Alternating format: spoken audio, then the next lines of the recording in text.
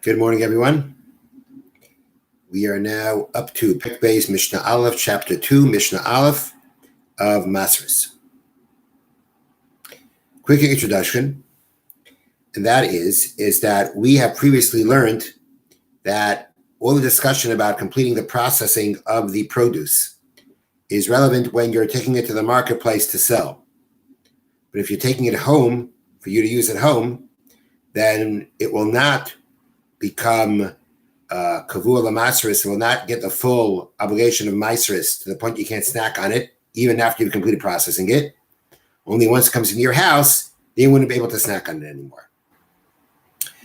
Now the Mishna is going to be talking about the scenario of an Amma Aretz. An Amma Aretz is someone who is not learned in the laws of the Torah. And a person who's an Amma Aretz was suspect of not separating masris specifically. Truma, we assume that he did. When it came to Masris, the 10th, then already, or at least the 10th to the Levium, and if you don't separate that 10th, the produce is still tevel, it's forbidden for you to eat. They were suspect of not doing so, even though we say the majority of them did to take care of the Masris, giving the 10th.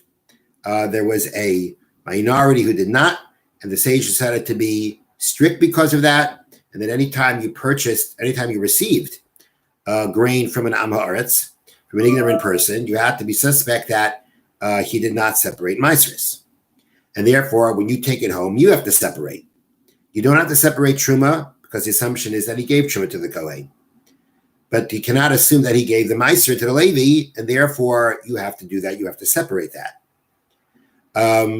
So now, but what's understood is that the only time you have to suspect the Amma Aretz or be concerned with the Amma Aretz's produce not being tithed is when it's at a point of that we could actually be concerned that it came to the point you can't snack on it. But if, let's say, it hasn't come to that point, the Amma Aretz hasn't taken it home, and then he gives you something, so it's no worse than anybody else. Because at that point of time, before he takes it home, typically nobody separates the Meiser then. So he's not worse than anybody else. And if you can be comfortable assuming that he didn't take it home yet, then you can snack on it. So the Mishna discussion is going to be, when can we assume that it has not yet entered his house? And when do we have to be concerned that perhaps it did? And of course, if it did enter his house, that means that Maasris had to be taken even for snacking. And so he said, Amma Aretz, we don't trust him for that. So let's read the Mishna now. He is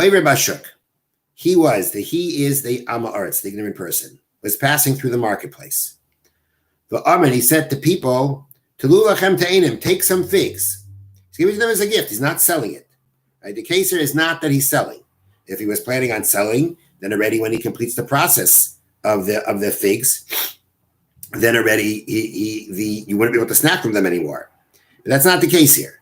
The case here is that he's brought these figs to the marketplace. Now, number one, if he's brought them to the marketplace, okay, let's read on. And the wording that he said was take, which means he's giving it as a gift. You can eat from it as in a snack and be exempt from having to separate Maasris. When he tells you take, I'm giving you as a gift right now, so then we can snack from it. So step number one. Number one is why maybe we should be concerned that maybe he brought this to sell. I mean, he's telling you take, but maybe he brought it to sell. So the way that's brought down from the Tiferes Yisrael, the commentary of Tiferes Yisrael, is that we're talking about a place where most people do not sell their produce. And therefore, we don't have to be concerned that he really brought this to be sold and that he's giving it away. I just thought that perhaps just the fact that he is giving it away maybe is a sign that he didn't mean to sell it.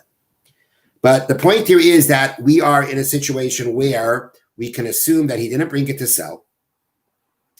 And what's he doing in the marketplace? The answer is that for some reason he picked up his figs from the field, and before he got home, he went through the marketplace and he wants to give some out to people.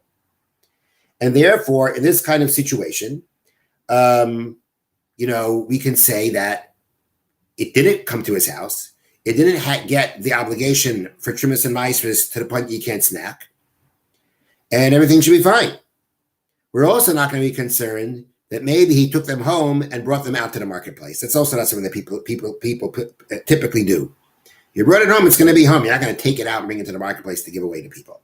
If you're giving it away and we assume that you're not selling it, the assumption is that he did not bring it to his house and bring it out, rather than even come to his house yet.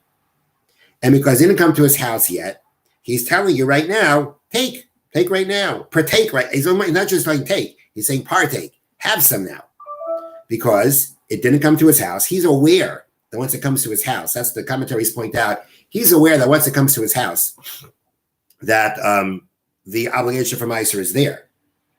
But if he's telling you, take, and the assumption is that he hasn't come home yet, then already we say, go ahead and snack.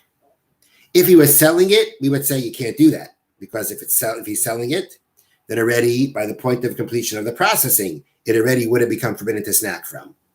But he's not selling it. He's giving as a gift. Gifting doesn't do that. Gifting, it doesn't automatically bring it to the obligation of Maasros to the point you can't snack on it. Selling does, the gifting doesn't. And therefore, in this case, we have no reason to go ahead and be concerned that even though he's an Am Haaretz, we have no reason to be concerned that it actually came to his house, the obligation for Meiser took effect, he didn't do so, and he's telling you, here, take it. It's okay. We don't have to be concerned about that. Lefikach, therefore. But now, if the assumption is that it never came to his house yet, and that's why you can snack on it, therefore, mechnisu lebatayim, if you take some figs, and then you bring some of those figs into your house, misaktim vadai, you now have to separate the trimus and maasros like vadai tevel, like certain tevel. We're not treating this like demai. This is not grain from an Am Haaretz that we're not sure if he separated. The whole law of demai that we were mentioning before, where we're in doubt, did he separate the maasros or not? It's a doubt. It's not like he didn't, because as we said, most of them do. But we have to be concerned maybe he's one of the few who don't. So so really the status of that grain that you get from Am Haaretz that you have to separate, it's a doubt. It's really questionable. Did he separate the maasros or not? But here, if you're assuming that you can snack from it because you're assuming he never made it to his house, then that means it never became kavua l'maasros. It never got that full-fledged obligation for trimus and maasros to the point you can't snack. And when you bring it into your house, that's when it happens. And therefore, you're going to have to separate it like vada, like tevel, like something that for sure nothing's been separated from. You have to separate truma, you have to separate maasros, because it's tevel. It's regular, grain that nothing's been separated from. If it would have been demai, the doubtful grain, then you don't have to separate truma. You have to separate maasros to give to the Levi. I'm sorry, you don't have to separate truma. You only separate the maasros that goes to the Levi. But now in this case, where the assumption is it's not demai, it's just it's grain that nothing's been taken from it, which is why you can snack from it right now, because it has to come to his house. So then when you bring it to your house, you're bringing it to your house that gives it that status that you can't snack from it anymore, and you have to do all the separations. Okay. So that's what Mishna means when it says, Lefikach, therefore, if they, the recipients of these figs, brought it into their house, they have to now fix it. That's the literal translation. They have to fix it, meaning to make it edible. They have to fix it like grain that is certain that you need to separate everything from it. Now, what if, instead of telling you, take some figs, he says, take some and bring them home. Now, if he's telling you to bring them home, then that means he's trying to tell you everything's fine. I took care of everything, because he's telling you to bring it home. If he didn't take care of anything, right, and you're bringing it home, then you have to go ahead and fix it yourself. If he's telling you to bring it home, he's trying to tell you, that this is edible. Meaning, when he gives you the figs in the marketplace, where the assumption is that you're going to snack on it, you can make a whole meal there, you're going to snack on it, that there the halacha is, there he's telling you can snack on it. If he's going to give you something, he wants to give you something that you can eat from when he gives it to you. So when he tells you in the marketplace, take, which means telling you take some and have some now, then that means you can snack on it. I didn't bring it home. And we don't have a reason to think you brought it home. And therefore, you can snack on it. But now the case is where he tells you, bring it home. Take it and bring it home. You could even bring it home. You can bring it through your doorway and you can still eat it. Well, how's that going to happen? That can only be true if he already separated the Trumas and Maasros. Because he already separated everything, he's telling you, bring it home. Everything's going to be fine. Your bringing it home is not going to bring that. It's not going to change anything. Not going to make it forbidden to you. That means he's saying, I took care of it. And if he's saying I took care of it, that means I took it home and I took care of it, because that is where Trumas and Maasros are separated. If he already is saying that he took it home and he separated Trumas and Maasros, and he's an Amaretz, we can't trust him that he separated the Maasros. And therefore, in that case, you can't snack from them because they're demai. They're the questionable grain. Did he separate the Maasros from it or not? Lefikach, therefore, if they then take it and bring it back to their homes, they only have to now separate and make and fix this grain, make this grain edible as demai, as questionable grain, which means truma to the Kohen, you don't have to separate. Maaser to the Levi, you do. But that's happening because at this point, the question is did he separate the Maasros or not? He said he did, and we don't know if he did. And therefore, we treat it like demai, which means in this case, it's going to be, for those who bring it home, it's going to be more lenient because it's in the status of demai. Before, where we assumed he never took it home, and we can assume, therefore, that he never separated the Trumas and Maasros. Therefore, you're bringing home tevel. You're bringing home grain that nothing's been done to it. But here, where he already says he did something to it, and the question is, will we believe him? That's the law of demai. That is questionable grain. And we have no, when it comes to demai, the questionable grain from the Amaratzim, with ignorant people, Truma, they definitely separate. That's no question. Everybody does that. The problem is Maaser. And if Maaser is not separated, it would be tevel. But we don't know. It's a doubt. Well, if it's a doubt, so then we say, if it's the status of demai, Truma don't have to separate, but Maaser you do. Now, the Bar Tanura points out that the Mishnah lays out two cases. He tells you take, or he tells take and bring home. There are times that when he just tells you take, that it's the same thing like he's telling you to take it home. And the examples of that are cited in the Bar Tanura. Let's say he gives you, the only time it helps when he says take, which means says, go ahead, you can eat it now here in the marketplace, is if number one, it's an amount they would eat in the marketplace. If he gives you a big amount that you wouldn't be eating in the marketplace, that means he's telling you take it home. And therefore it has the status of demai. Let's say you're the kind of person, he's offering you these figs, but you're the kind of person that he knows you're a person of stature, he wouldn't eat in the marketplace, and he knows that. So then again, what he's telling you is, without telling you take it home, he's telling you to take it home. Let's say it's something that you can't eat, right? He wants to tell you, go ahead and eat it over here. Meaning you can eat it uncooked, right? You can eat it raw. Let's say he's giving you something that you can't. You got to take it home in order to eat it. So again, he's telling you take it home. And in those cases, you won't be able to snack on it. And when you bring it home, you'll have to take care of it. You'll have to separate from this grain as you would by demai. Truma, you don't have to separate, while Maaser you do.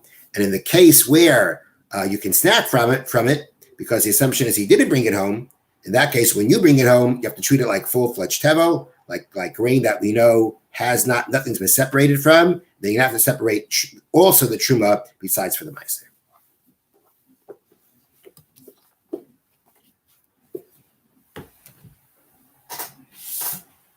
Okay, continuing now in the Chavetz Chaim, the laws of Lashon Harah. So as we said, the Chavetz Chaim is going through the prohibitions that potentially a person can transgress when speaking Lashon Harah. One who speaks Lashon Harah, one who accepts it, meaning he hears it from someone else and accepts it. Also transgressed belav the prohibition of sisa shem hashav, which means do not accept a false testimony or a false report. The kari beinami, and this can also be read as loisashi, which means don't spread it. And therefore this prohibition includes both accepting a false report and spreading a false report. Okay, next prohibition.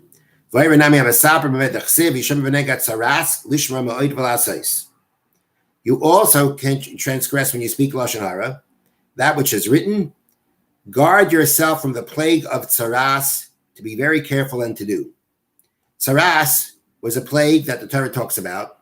It was a white skin affliction, and it had many different details. But if the details were all fulfilled, this plague would make you impure, would make you tummy. And the Torah tells us to be careful from it. Guard yourself. Guard yourself from this plague. How do you guard yourself from this plague? Well, Pirsha B'Sifri and the Sifri, our sages in the Medrash Sifri explained the Masha Kasva HaTorah Lishmar Ma'id. When the Torah says to be very careful from it, to be very on guard from it, Hakavana Shaloi Lishkayach V'Lazar Milashon Harah. It means to be careful, not to forget, for being careful from speaking Lashon Hara. So that the plague of this, this affliction, this plague of tsaras, does not come through speaking Lashon Hara. We will see that later on, the Chavetz Chaim mentions it, that the Torah talks about how when Miriam, Moshe's sister, spoke Lashon Hara against him, that she was punished with tsaras. She was afflicted with this skin disease of tsaras, and she became impure until it cleared up and went away. So from there, we learn that a punishment for speaking Lashon Hara is tsaras, this affliction. And therefore, when the Torah tells us to be very careful from this affliction, the Torah is telling us to be careful from speaking Lashon Hara. One has to be careful not to forget to speak Lashon Hara. The Torah is warning us, giving us a prohibition to forget from to forget. The wording that's used is hishomer, guard yourself. The word hishomer, guard, actually, although it's in a positive form, it means it's a prohibition. Don't not guard. So don't not guard yourself from tsaras by forgetting about being careful about speaking Lashon Hara, because Lashon Hara has the ability to bring this affliction on a person. Nowadays, this affliction does not apply anymore. It's not present anymore nowadays. But the point is, though, the Torah gave us a prohibition about speaking Lashon Hara by telling us to be very careful and not to forget from being careful from contracting tsaras through speaking Lashon Hara. Have a wonderful day.